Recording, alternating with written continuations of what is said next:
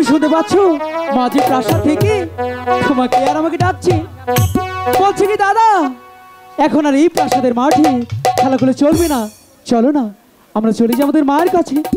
কিন্তু বলি কি দাদা এখানেই তো খেলা করছিলে, হঠাৎ করে কোথায় গেলে? আমি এত বড় প্রাসাদের মাঠে তোমাকে কোথায় খুঁজবো? এই আমি রাগ করে থাকলাম, কোথায় রইলে